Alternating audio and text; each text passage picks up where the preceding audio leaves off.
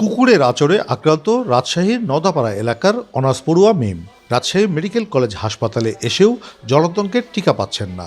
হাসপাতালে আসলে তাদের জানানো হয় সরবরাহ নেই।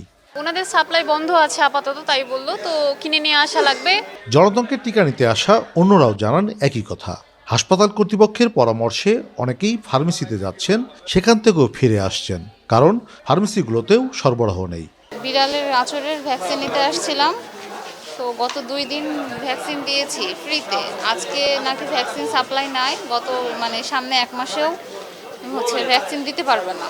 সকালবেলা টিকা সরকারি টিকা ছিল কি ছিল না এটা তো বুঝতে পারবো না, এখন এসে দেখছি যে নাই ভ্যাকসিন। এটা অবশ্যই অতি তাড়াতাড়ি যেন সরকারিভাবে দেয়, তার পাশাপাশি প্রাইভেট সেক্টরেও যেন দোকানে গেলে পায়, এটার একটা সুব্যবস্থা করতে পারে সরকার। এটা আমরা সরকারের কাছে আহ্বান জানাই। হাসপাতাল কর্তৃপক্ষ বলছে প্রতিদিন 250 থেকে 350 জন রোগী জলাতঙ্কের টিকা নিতে আসছেন। সরবরাহ বন্ধ থাকায় তাদের ফিরিয়ে দিতে হচ্ছে। আমরা মন্ত্রণালয়ে চিঠি প্রেরণ করেছি, আমাদের যে রোগ নিয়ন্ত্রণ অধিদপ্তর, স্বাস্থ্য অধিদপ্তর, সেখানে চিঠি প্রেরণ করেছি। তারা কিছু সময় আমাদের চাহিদার তুলনায় অনেক অপ্রতুল দিয়েছে, আবার কখনো দিতেই পারে নাই। তো বিগত 15 দিন ধরে একেবারেই এটির কোনো সরবরাহ নেই।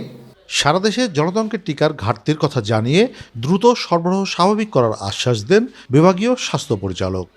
রাজশাহী সারা বাংলাদেশে একই অবস্থা, সংকটের জলাতঙ্ক রোগের সংকট সারা বাংলাদেশে একই অবস্থা। এই টিকা বুঝছেন, জানাবো অধিদপ্তরে জানাবো, আমরা অধিদপ্তরে স্বাস্থ্য অধিদপ্তরে জানাবো। আমরা যে সিডিসি দেখেন, আমরা কমিউনিকেবল ডিজিজ আছে রোগ নিয়ন্ত্রণ শাখা, তাদেরকে জানাতে হবে আমাদের। এটা এখন কুকুরের প্রজনন মৌসুম, ফলে ঝুঁকি বাড়বে পথচারীদের। তাই দ্রুত জলাতঙ্কের মতো অতি জরুরি টিকা সরকারিভাবে সরবরাহ নিশ্চিত করার দাবি রোগী ও স্বজনদের।